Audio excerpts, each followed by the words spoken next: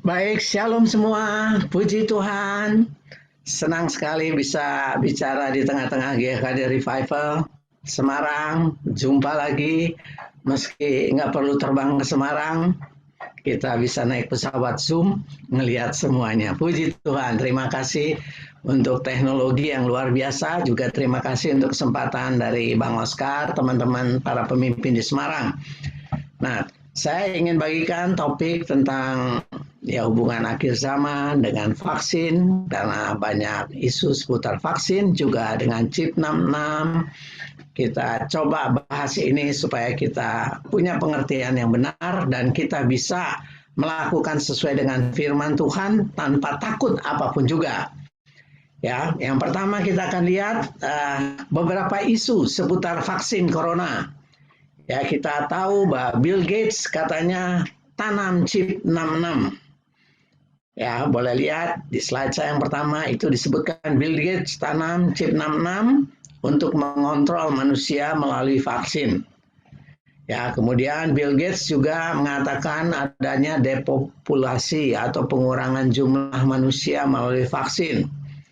Juga isunya Bill Gates pernah mengatakan 10 juta akan mati katanya. Dan sekarang terjadi meskipun masih 2 juta gitu ya. Itu isu. Lalu juga isu vaksin berubah menjadi isu adanya tato. Ya, tato dengan teknologi bisa dibuat tato di kulit, jadi sambil vaksin sambil dikasih tato. Nah, tato itu ada tanda 66-nya. Itu yang isu. Lalu diisukan juga adanya konspirasi antara Bill Gates, WHO, Trump, dan lain-lain. Tapi ini semua nggak konsisten, saudaraku. Ya, Trump misalnya ribut dengan WHO karena Trump didorong oleh orang-orang Kristen di Amerika. Mereka tidak support lagi WHO karena WHO mengizinkan aborsi. Orang-orang Kristen menentang aborsi. Kita juga semua menentang aborsi ya. Membunuh manusia. Mereka dengan alasan HAM, hak asasi orang tua, tapi anak yang ada itu dibunuh dengan aborsi. Diizinkan, legal. Itu WHO melegalkan, sehingga Trump menentang. Jadi kalau dibilang konspirasi Trump sama Bill Gates, ya enggak. Karena Trump sendiri bertentangan dengan WHO. Jadi sangat kompleks, saudara, tuduhan ke Cina, Cinanya juga balik nuduh Amerika, Amerika nuduh Cina, Cina nuduh Amerika, dan ya semua teori konspirasi itu banyak bertentangan satu sama lain. Nah, kita mau coba, benarkah itu banyak sekali yang salah, saudaraku, banyak sekali hoax, banyak sekali isu, saudaraku, ya. Negara kita, saya pernah dengar dari yang kira-kira aparat yang berwenang, satu hari sekitar 4.000 hoax katanya. Termasuk hoax tentang Bill Gates ini, isu kekristenan yang ingin mengacau, yang menentang vaksin supaya banyak orang tidak divaksin. Karena banyak pihak yang ingin kekacauan terjadi atas negara kita, pandemi terus berlangsung, sehingga mereka beroleh keuntungan politik, saudaraku. Jadi hoaxnya disebar di negara kita aja hampir 4.000-an, saudara, setiap hari, dari segi kekristenan, dari segi umum, politik, dan sebagainya, saudaraku. Nah, kita orang Kristen nggak percaya hoax, ya, kita percaya itu tidak benar. Nah, kita coba bahas satu-satu tentang Bill Gates. Kita lihat di slide selanjutnya, ini tentang Bill Gates. Nah, Bill Gates bilang berita ini adalah hoax, ya, hoax. Berita ini sudah dikonfirmasi hoax. Ini ada di, kalau saudara bisa lihat aplikasi internetnya AFP itu. Fact, mencari fakta, itu sudah disampaikan bahwa itu hoax. Ya, aplikasi ini mengatakan itu hoax, sudah dikonfirm oleh Bill Gates, bahwa hoax yang menyatakan dia menaruh microchip dalam vaksin. Jadi sudah di Amerika sudah disampaikan oleh pihak Bill Gates maupun media-media yang mengkonfirmasi. Nah, di slide selanjutnya dikatakan juga, ya, berulang kali Bill Gates nyatakan, ini slide selanjutnya, bahwa microchip vaksin itu sebetulnya juga hoax, Bahkan ada beberapa host bilang dia ada di New Zealand bulan Mei Jun untuk coba vaksin COVID, ternyata itu juga hoax yang disampaikan. Jadi cukup banyak hoax, jangankan di Indonesia, di luar negeri sendiri, dan hoax itu dibantah oleh media yang jelas dan juga oleh yang bersangkutan Bill Gates sendiri. Nah, bisa kita lihat slide selanjutnya. Ini ada di slide selanjutnya ada video Bill Gates ya tahun 2015. Nah, ini juga ada kontroversi karena Bill Gates bilang bencana masa depan itu bukan nuklir tapi wabah. Jadi Bill Gates sebenarnya orang pandai, berdasarkan virus Ebola 2016 13.000 yang meninggal, flu Spanyol 33 juta sampai 50 juta yang meninggal 1918 itu virus Spanyol, saudaraku. Sehingga Bill Gates prediksi ke depan ini kira-kira kalau nanti ada yang mati diperkirakan bukan karena nuklir tapi virus, dan prediksi Bill Gates hampir benar sekalipun yang mati saat ini 2 juta, saudaraku ya, dia bilang 10 juta. Nah, prediksi dia bukan bilang oleh virus corona, saudaraku, dia hanya bilang virus, tapi dipelesetkan bahwa dia konspirasi menciptakan virus corona supaya jutaan orang mati.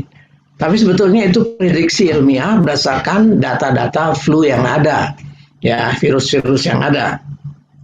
Dan concern dia sebagai orang ilmiawan bahwa ini orang risetnya kebanyakan di nuklir, di perang risetnya. Sementara peperangan dengan wabah, dengan flu itu juga dahsyat menurut dia, mengerikan. Dia udah membayangkan bahwa one day kalau virusnya makin hebat, manusia bisa KO. Jadi manusia harus siap menghadapi segala jenis virus. Nah, riset dunia pada saat itu triliunan dikerahkan untuk nuklir, saudaraku. Padahal musuh yang terbesar salah satu adalah virus. Sehingga Bill Gates bilang, ayo dunia siap. Boleh kita lanjutkan slide selanjutnya. Sebetulnya Bill Gates itu memberi peringatan, tapi memberikan saran. Nah, sarannya ini luar biasa. Orang pintar ini bilang, dan sarannya kita lakukan saat ini. Yang pertama, strengthen health system, kuatkan sistem kesehatan. Dengan adanya corona ini, seluruh dunia menguatkan sistem kesehatan. Kita betul-betul concern menyiapkan rumah sakit, menyiapkan tenaga medis. Nah, hal yang kedua, siapkan medical corps. Korps kesehatannya disiapkan. Indonesia sudah mengalami betapa dahsyatnya, saudaraku ya, corona, sehingga tenaga-tenaga kesehatan yang masih sekolah juga udah ditarik, saudaraku. Ya, jadi korps kesehatan itu disiapkan. Nah, selanjutnya hal yang ketiga, kalau kita lihat lagi di slide selanjutnya, yang ketiga adalah paramedical dan military. Ini katanya gabungkan militer dan medis. Saudara, Bill Gates sudah membayangkan sangat dahsyatnya sehingga butuh orang banyak. Kemudian medis saja nggak bisa. Dan begitu banyak orang sehingga harus diatur dengan militer. Dan hari ini kita lakukan, saudaraku ya.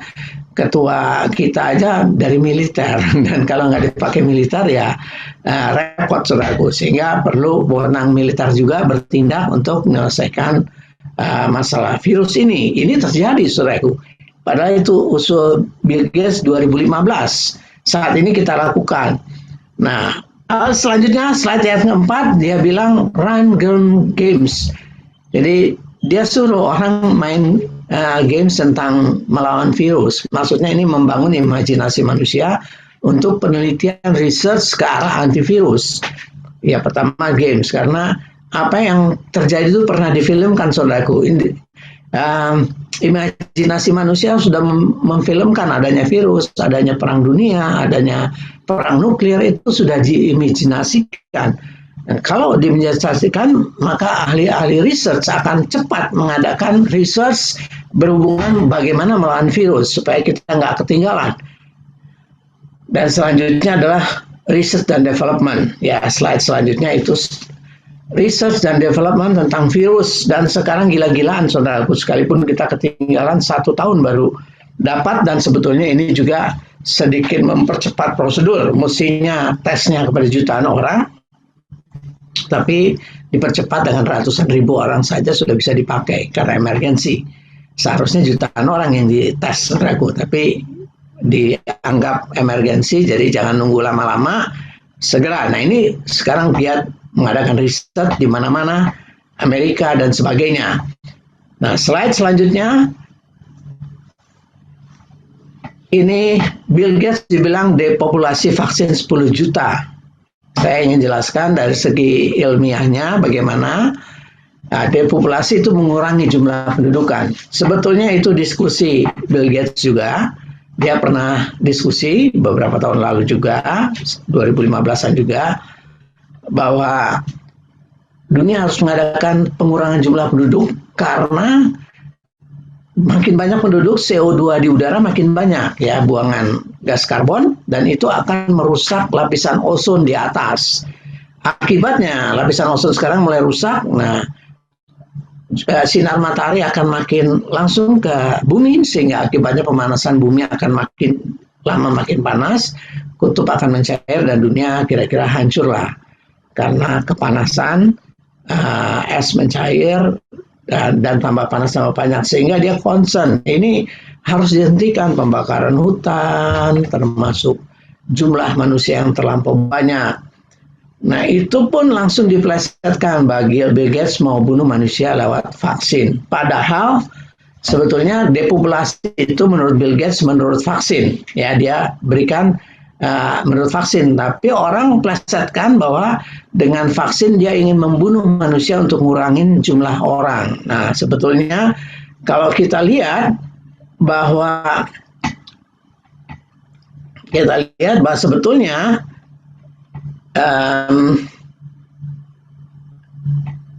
yang dimaksud itu adalah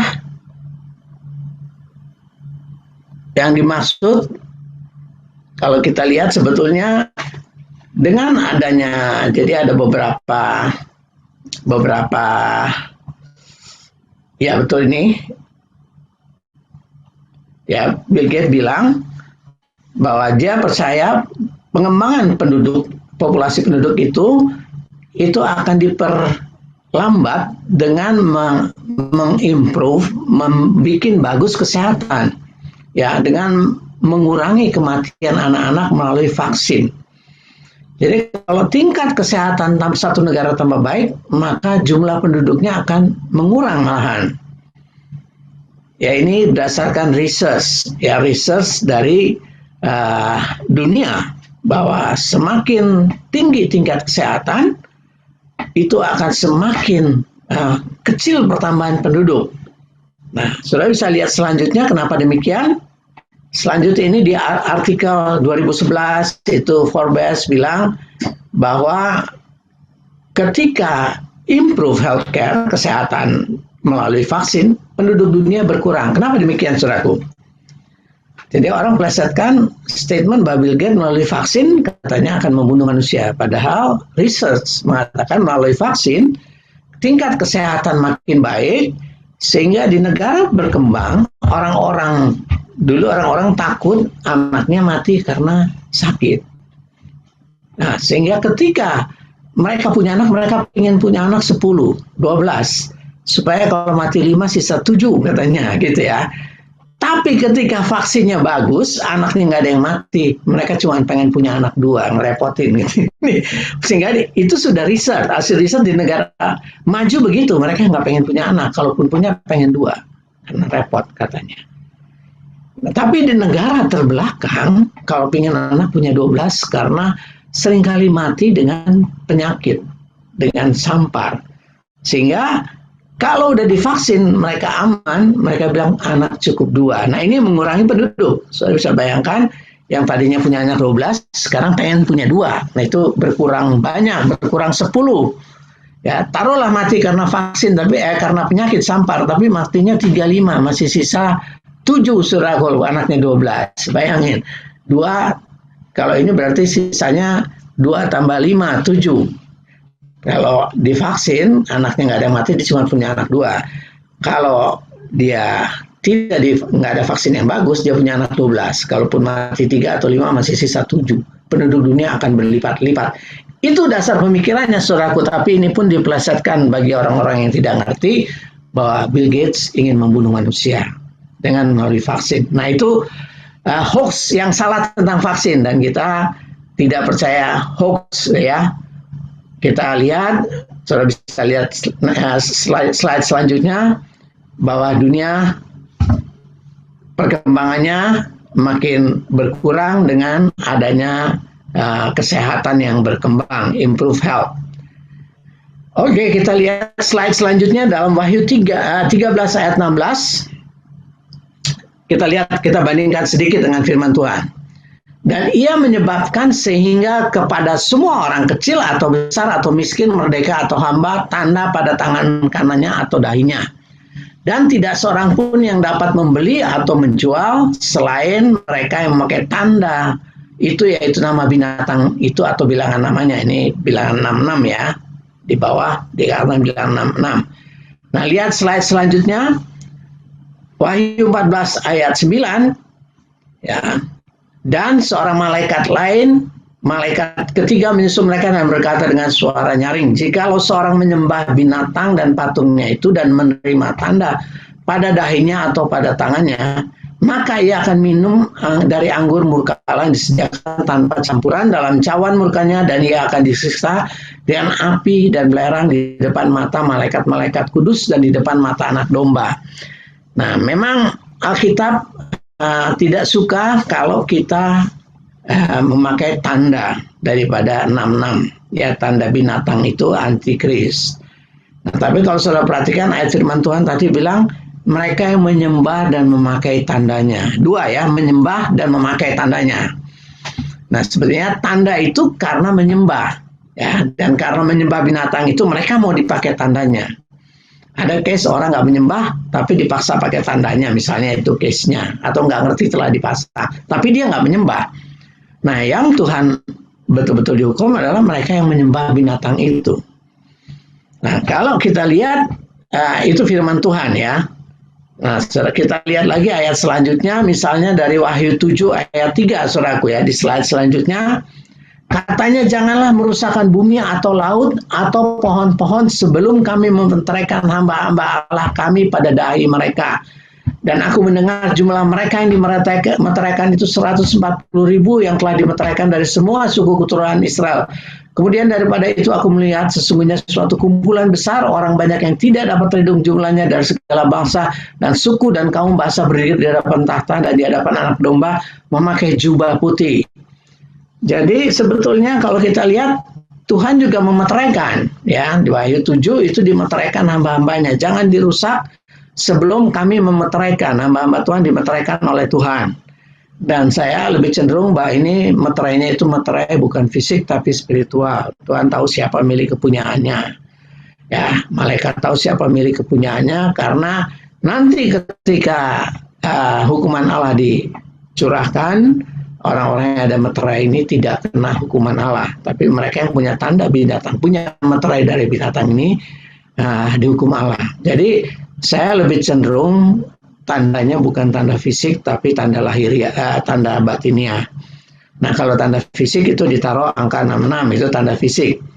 Dan tanda fisik pun memungkinkan juga kalau setan ingin naruhnya tanda fisik juga. Mereka bikin karena yang akan memonitor juga sistem dunia, ya, 666 ini. Nah, saudara yang kekasih, tapi kita percaya bahwa tandanya itu bukan tanda fisik, ya, tapi tanda batiniah yang Tuhan meteraikan dengan orang-orang percaya. Nah, sekarang bicara tentang chip. Saya ulangi dari Wahyu 7:13, dan seorang dan slide selanjutnya, dan seorang dari antara tua-tua itu berkata kepadaku, siapakah mereka yang memakai jubah putih dan dari manakah mereka datang? Maka kataku kepadanya, Tuanku, Tuhan mengetahuinya. Lalu ia berkata kepada mereka, inilah orang-orang yang keluar dari kesusahan yang besar, dan mereka telah mencuci baju mereka dan membuatnya putih dalam darah anak domba. Jadi ini bicara tentang orang percaya. Kita bukan nggak mengalami kesusahan, kita alami masalah. Karena kita ada di dunia yang benci Tuhan, yang benci Yesus, benci kebenaran. Dan mereka menekan, menganiaya kita. Nah, tapi orang-orang percaya keluar dari kesusahan besar. Kita bertekun setia dari kesusahan besar dan mencuci jubah mereka di dalam darah anak domba. Kita percaya Yesus, kita percaya darah anak domba, dan sehingga kita termasuk kumpulan orang-orang besar. Tadi kan cuma 144.000, tapi kalau lihat di bawahnya sebetulnya tidak terhitung jumlahnya dari suku bangsa. Kita termasuk orang-orang yang diselamatkan, yang percaya pada Tuhan, yang sudah keluar dari kesulitan besar karena kita percaya, dan kita percaya Yesus. Kita disucikan oleh darah Yesus, saudaraku. Ya, kita nggak takut dengan situasi, kita nggak takut dengan susahan karena Tuhan melindungi kita. Kita juga tidak akan berurusan dengan antikristus. Kita menolak kalau mau ditaruh chip. Tapi saudaraku, kita tidak menolak hal-hal yang berbau teknologi. Nah, mesti bedakan. Chip itu sebetulnya peralatan elektronik yang terdiri dari jutaan komponen kecil elektronika seperti kapasitor, transistor, dan lain-lain yang sangat berguna, saudaraku. Teknologi itu sifatnya netral. Ya, chip dipakai di pesawat, di komputer, di peralatan yang kita pakai di mobil, di televisi, di HP kita. Jadi kalau saudara menolak chip, maka saudara tidak boleh pakai HP, tidak boleh pakai komputer, tidak boleh pakai kendaraan, tidak boleh naik pesawat. Nah, silahkan gitu ya kalau mau. Nah, tapi kita percaya teknologi dari Tuhan. Ya, otak manusia yang memberi inspirasi dari Roh Kudus sehingga diciptakan teknologi untuk kehidupan yang lebih baik. Memang di Eropa, di Amerika ada satu kelompok namanya kelompok Quakers yang tidak suka pada teknologi. Mereka pilih naik kuda daripada naik mobil. Nah, saudara pun juga boleh kalau nggak mau pakai teknologi juga boleh naik kuda kemana-mana, gitu ya. Saya percaya Injil nggak akan nyampe, saudara. Puji Tuhan, Injil saat ini nyampe kemana-mana karena teknologi pesawat, internet, saudara. Di Global Media Outreach itu 2 miliar orang sudah dengar Injil. Dan sekitar 200 juta lebih itu bertobat. Dan sekitar 270 juta itu dimuridkan hanya melalui internet. Internet itu pakai chip semua, nggak mungkin alatnya nggak pakai chip. Jadi kalau nggak mau pakai boleh, nggak usah naik kuda kemana-mana, monggo. Ya, tapi semua itu teknologi. Yesus pakai teknologi, pakai perahu itu teknologi, jala itu teknologi. Yesus pakai jala, diberkati. Petrus pakai jala kan teknologi. Kalau nggak pakai teknologi hanya mujizat, Petrus tunggu di pantai, terus Yesus bilang datanglah ikan, maka air ke darat, ikan-ikannya tinggal, airnya balik. Nah, dapat naik ratusan ikan. Tapi itu bukan cara yang dipakai Tuhan. Tuhan pakai teknologi juga, ya, teknologi saat itu. Teknologi jala yang dibuat dari jala-jala untuk menarik ikan, itu teknologi. Jadi kalau anti chip, anti teknologi, impossible. Tuhan beri untuk kehidupan kita, bahkan untuk beritakan Injil, untuk meluaskan kerajaannya. Jadi teknologi sifatnya netral, tergantung makainya. Kalau pakai teknologi chip di mobil untuk nabrak orang, ya bahaya. Pakai pesawat untuk nabrak, ngebom juga bahaya, ya. Bom itu juga bisa pakai teknologi, saudaraku. Nuklir itu juga teknologi kalau dipakai untuk ngebunuh, ya miliaran, jutaan orang mati. Tapi kalau dipakai untuk kesehatan, bisa pakai alat kesehatan untuk menyembuhkan, dan nuklir bisa dipakai tenaga listrik yang sangat hemat. Ya, pesawat, kapal selam, kapal nuklir itu bisa jalan bertahun-tahun, 10 tahun tanpa isi bahan bakar karena nuklir. Jadi murah sekali, saudaraku, kalau bahan listrik dan nuklir itu sangat murah. Dan di matahari itu proses nuklir sebetulnya terjadi. Tapi karena jaraknya jauh, radiasi yang sampai kita kecil sekali bahkan membuat terjadi proses klorofil itu sehingga bisa berbuah pohon itu karena matahari, dan kita juga membutuhkan matahari. Kalau nggak ada proses nuklir, ya kita semua mati, nggak ada panas matahari, nggak ada buah-buahan. Tapi karena proses itu terkendali, ya berguna. Jadi tergantung prosesnya terkendali atau tidak terkendali. kita tidak bisa menentang. Teknologi Tuhan kasih untuk kita dari Tuhan. Saya percaya Roh Kudus adalah sumber inspirasi, sumber teknologi itu Roh Kudus, saudaraku. Ya, kita pakai luar biasa untuk kemuliaan Tuhan. Nah, selanjutnya kita bisa lihat slide selanjutnya. Jika seorang dipasang chip antikris tanpa persetujuan, pengetahuan orang tersebut tidak bersalah dan tidak dapat dituduh menyembah antikris. Jika jelas yang dipasang chip antikris, kita harus langsung menolaknya ya. Tapi saat ini sudah jelas hoax saja yang mengatakan vaksin itu ada chipnya. Sama sekali tidak ada chipnya. Dan juga tato elektronik juga tidak. Kalau background tato elektronik sebetulnya begini. Itu dari Bill Gates juga. Dia ingin masang tato bagi orang-orang yang divaksin. Kenapa? Karena kita tahu sekarang vaksin COVID itu misalnya 2 kali. Nah, kadang-kadang kalau di negara berkembang itu tidak dicatat. Anak yang misalnya divaksin polio itu juga 2 kali misalnya. Di umur sekian, umur sekian. Nah, kalau tidak tercatat, maka tidak tahu nih vaksin keberapa yang harus dikasih. Nah, itu terjadi di negara-negara berkembang, nggak ada pencatatan baik, sehingga waktu mau divaksin ditanya, ini udah pernah belum? Nggak tahu katanya. Nah, tapi kalau dipasang pengenal seperti tato elektronik, itu maka yang vaksin itu bisa lihat dan tahu bahwa orang ini sudah vaksin pertama, seperti COVID juga, sehingga dengan demikian yang pemberi vaksin itu nggak perlu repot-repot. Kalau di negara berkembang ada catatan nggak apa-apa, tapi di kulitnya ditaruh bahwa dia sudah vaksin COVID pertama. Nanti yang kedua, pada saat dia mau divaksin dilihat, oh sudah ada, ini kasih yang kedua. Karena kalau di sana mereka ditanya juga nggak tahu, udah pernah vaksin, karena pengen 3 kali, kalau orang-orang negara berkembang, dia bilang belum pernah. Nanti yang kedua juga belum pernah, supaya bisa 4 kali. Dipikir makin sakti. Nah itu padahal 2 kali aja cukup. Nah itu kesulitan, sehingga perlu dipasang, sehingga orang nggak repot, tanya-tanya, tapi sudah terdata. Itu backgroundnya, tapi itu dipelesetkan sebagai tanda antikris. Padahal bukan itu maksudnya. Jadi, nah mungkin saya coba kita lihat beberapa pertanyaan di slide selanjutnya. Apakah vaksin ini berbahaya, aman, atau ada efek sampingan? Ya, semua vaksin ada efek sampingan, termasuk vaksin COVID juga.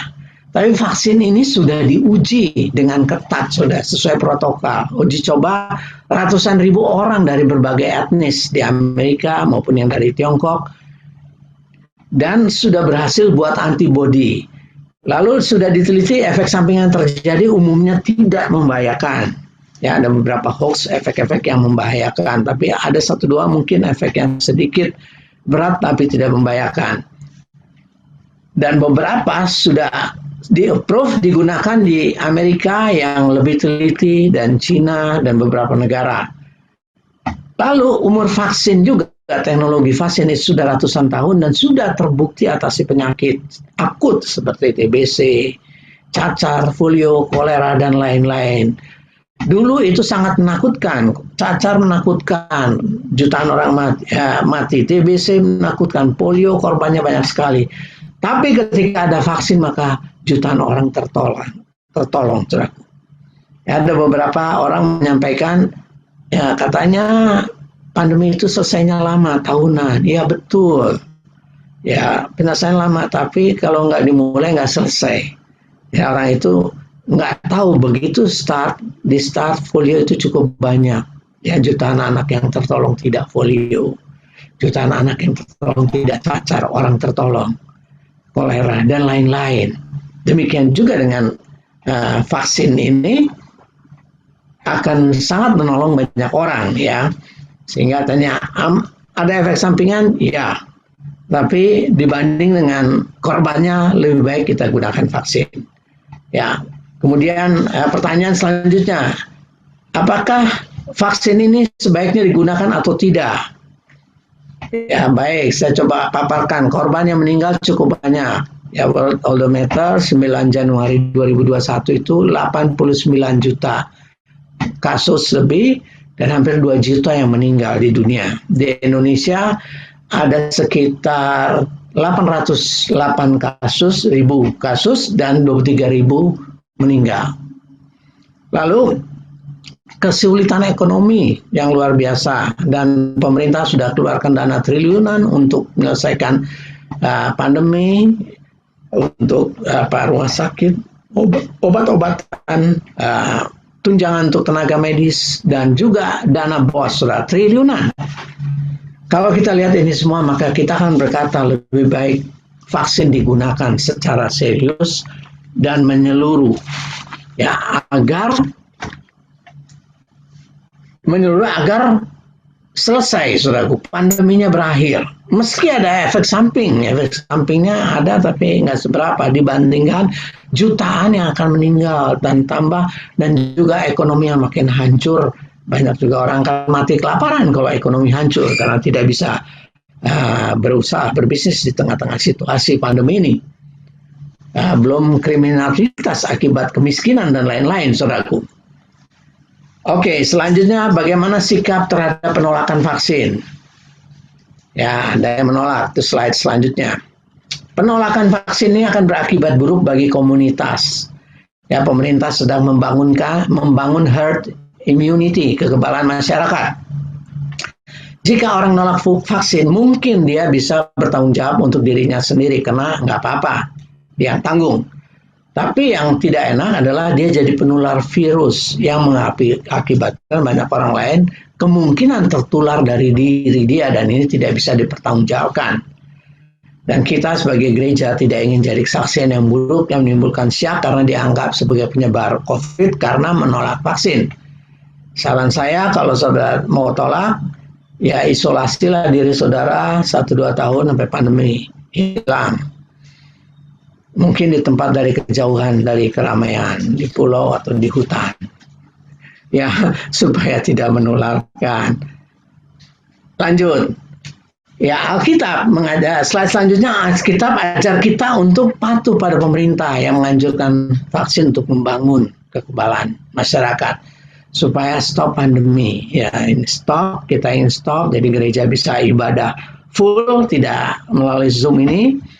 Lalu kita patuh pada firman Tuhan, sekalipun sebetulnya kita nggak takut dengan penyakit, kita percaya pada Tuhan. Lanjut lagi, dan sikap kita selanjutnya, slide selanjutnya, gereja harus berterima kasih. Kita sangat berterima kasih untuk pemerintah yang kerja keras. Triliunan dana sudah dikeluarkan pemerintah. Bahkan terakhir vaksin diberikan gratis. Itu luar biasa, sudah kita apresiasi, gereja apresiasi untuk apa yang sudah dilakukan pemerintah, saudaraku, melalui tenaga medis maupun dana bantuan sosial, saudaraku. Dan seharusnya slide selanjutnya, gereja mendukung proses pemberian vaksin dan mendorong. Nah, saya ingin kita gereja Tuhan dukung dan dorong jemaat untuk memberi diri divaksin. Ya, hoax yang mengatakan itu adalah chip 66 itu adalah hoax, tidak ada bukti. Saudara bisa lihat juga kalau di slide yang saya selanjutnya di atas ada panduan, saudara bisa lihat di YouTube, itu ada pendeta Gilbert Tumendong, dia pernah wawancara dengan relawan vaksin dari Amerika orang Indonesia. Dia mengatakan ya gejala sampingan ya sedikit sakit, tapi karena disuntik sudah itu tidak apa-apa dan sama sekali tidak ada chip, saudaraku ya. Jadi gereja mendukung, gereja juga dukung program protokol kesehatan menghindari penyebaran virus dengan menjaga jarak, memakai masker dan mencuci tangan. Menganjurkan jemaat juga melakukan protokol kesehatan ya dalam kehidupan sehari-hari maupun dalam beribadah. Nah, kita yang terakhir, kita gereja Tuhan percaya perlindungan Tuhan dan kubu pertahanan kita adalah juga Tuhan. Itu Mazmur 91 ayat 194. Gereja berlindung pada Tuhan, kubu pertahanan kita yang sangat kuat. Kita tidak mau terintimidasi dengan COVID ini, tapi saya rindu kita dukung pemerintah, tapi bukan karena ketakutan, tapi karena kita ngerti situasi yang dihadapi pemerintah. Banyak orang tidak gampang, tapi kita tidak terintimidasi ketakutan, tapi kita mau jadi gereja yang bertindak, jadi berkat bagi bangsa, pemerintah, dan saya berharap gereja tetap melakukan pekerjaan Tuhan di tengah-tengah kegelapan. Kita beritakan kasih Tuhan, kita beritakan Injil, saudara. Ya, sekali lagi, kalau dibilang teknologi, saya ingin ingatkan kalau anti chip 66, saya ingin bilang bahwa komputer kita, Zoom kita ini sebetulnya pakai chip 66. Komputer kita pakai 66, pembatas barcode-nya itu 66. Kalau saudara belanja itu ada barcode 66. Jadi kalau nggak mau belanja pakai chip 66 itu, tanda 66, itu jangan belanja di supermarket atau mall-mall, belanjalah di pasar tradisional. Terus jangan pakai komputer, jangan pakai semua peralatan hair dryer, lemari es, semua ada barcode-nya, tanda 666. Jadi konsisten, harus konsisten. Tapi kalau kita bilang ini teknologi, belum ada hubungannya dengan antikristus. Nanti kalau antikristus sudah bilang, terus kita disuruh taruh tanda di tangan kita nggak mau. Tapi kalau antikristusnya nggak bilang dan kita nggak menyembah, dia nggak ada hubungan sama antikristus. Ya, teknologi ini ditemukan bukan antikristus yang pakai teknologi ini. Ya, bukan teknologi antikristus, ini dari Roh Kudus. Barcode itu hanya perjanjian dunia, saudaraku. Tapi dipakai oleh antikristus nantinya. Tapi ini perjanjian dunia untuk memudahkan semua sistem pengkodaan. Nah, kita tidak anti dengan teknologi. Kita nggak anti dengan sesuatu. Kita percaya Tuhan adalah sumber hikmat yang menciptakan teknologi. Tapi kita gereja Tuhan, sekali lagi saudara, kita tidak takut, kita tetap ingin bijaksana, dan sama sekali tidak ada chip 66 di vaksinnya, itu adalah hoax. Juga tidak ada tato, itu juga hoax, saudaraku. Sampai sekarang, sekalipun bisa secara teknologi ditaruh tato, tapi kalaupun ditaruh, pencetusnya itu betul-betul hanya ingin mengidentifikasi supaya orang-orang di negara terbelakang jangan lupa-lupa, atau ada yang merasa makin sakti pengen divaksin terus. Kalau ditanya sudah vaksin belum, padahal itu satu seri cuma 2 cukup gitu ya. Tapi mereka ingin 10 kali divaksin, jadi bilangnya belum terus. Nah, kalau ditaruh tanda, enggak. Itu maksudnya, saudaraku. Ya, kita mengerti, kita umat Tuhan, mengerti bijak, kita enggak serampangan. Ya, kita tadi ada orang-orang tertentu yang nggak mau pakai kendaraan, pakai kuda. Kapan Injil nyampainya, saudaraku? Hari ini dengan teknologi GMO sudah 2 miliar orang dengar Injil, saudara. Itu sangat luar biasa. Dari 2004 sampai ini 2 miliar orang dengar Injil. Karena teknologi, saudaraku. Ya, kita mau pakai teknologi untuk kemuliaan Tuhan. Ya, jangan sampai kita ditipu iblis, jangan pakai yang baik, saudaraku ya. Baju kita juga dibuat dengan mesin-mesin teknologi, saudaraku. Nanti kita harus buat baju sendiri, harus giling sendiri berasnya, karena digiling oleh mesin dengan teknologi yang ada barcode-nya, diambil juga dengan mesin yang ada barcode-nya. Nah, semua ada barcode, kita nggak boleh pakai, kan itu rugi sendiri. Puji Tuhan, saudaraku. Ya, kita tetap benar-benar dengan hikmat Tuhan, kita tidak takut berjalan dalam kebenaran, kita hormat firman Tuhan, kita tidak menambah mengurangi. Wahyu bilang, firman ini tidak boleh ditambah dikurangi. Jangan ditambah ketakutan. Yang bukan 66 jangan ditambahin dengan hoax ini 66. Vaksin ini bukan 66, jangan ditambahi, saudara. Jangan dikurangi juga. Akhir zaman kita tetap tidak suka antikris, kita tetap menentang. Kalau chip ditaruh di dahi kita 66, tidak, kita tetap menentang. Kita tidak suka, tapi kita menggunakan teknologi. Kita tidak tertipu oleh iblis. Bahwa teknologi itu berasal dari hikmat Tuhan yang kita pakai untuk kemuliaan Tuhan. Dan puji Tuhan saat ini kita bisa ketemu karena teknologi Zoom ya. Kalau nggak pakai, saya nggak percaya sama komputer, saya nggak bisa ngomong sama saudara.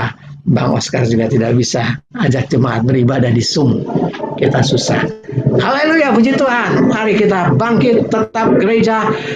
Jangan takut, tapi kita beritakan Injil. Banyak orang yang menangis, saudara. Saya ceritakan satu pengalaman terakhir. Waktu itu banyak orang bilang jangan keluar. Suatu ketika anak PA dari istri saya telepon, kakaknya sakit. Ya, belum tahu COVID atau enggak. Satu rumah menangis. Ada stresnya juga. Lalu saya putuskan untuk datang, sekalipun orang bilang jangan keluar. Karena gereja harus datang, ya, untuk orang-orang jalan dalam. Orang ini butuh, saya tanya Tuhan, dan oke, kami datang, kami layani satu keluarga. Ya, ternyata dia resah, ditipu oleh iblis, dibilang dia anak Tuhan, sebetulnya akan masuk neraka dan sebagainya, dan juga dengan ekonomi. Nah, saya layani, mulai yakin, kemudian saya pergi, tiba-tiba nangis. Satu keluarga itu teriak, saya baru mau keluar, udah teriak satu keluarga, ternyata bapaknya sakit ini bilang ke anaknya dia akan meninggal. Jadi kembali ragu. Saya berhenti, saya datang lagi, saya layani lagi, 1 jam, 2 jam, yakin. Nah, saya tanya kenapa enggak pendetanya takut COVID, sehingga mereka takut datang. Ya, saya sedih dengarnya. Kenapa gereja takut COVID? Sehingga jemaatnya takut dilayani. Ya kenapa? Dan kalau saya tidak datang, saya takut satu keluarga ini menangis karena bapaknya gila, ketakutan, dan semua anaknya nangis, masih kecil-kecil. Nah, ketika saya layani, mereka dipulihkan. Dan berapa bulan kemudian tetap mereka kuat. Saya layani mereka sukacita, meskipun mereka tetap ada. Nah, situasinya, saudaraku, karena pendetanya takut COVID, sehingga tidak terima orang datang. Kita gereja Tuhan tidak takut sama COVID. Mau datang, kita layani. Perlu kita harus datang. Tetap dengan protokol kesehatan. Saya datang pakai masker, tapi dengan cinta Tuhan, saya layani. Dan mereka dipulihkan. Betapa mengerikan kalau tidak saya datang. Satu keluarga menjerit. Gereja tidak terintimidasi dengan COVID. Gereja berdiri. Justru makin gelap, makin banyak orang butuh. Mari kita beritakan Injil, beritakan kesembuhan. Ada terang besar dalam Tuhan Yesus. Justru makin gelap, makin butuh kita. Jangan terintimidasi. Kita tetap beritakan, tapi tetap dukung pemerintah, divaksin. Haleluya, puji Tuhan. Terima kasih. Saya serahkan kembali.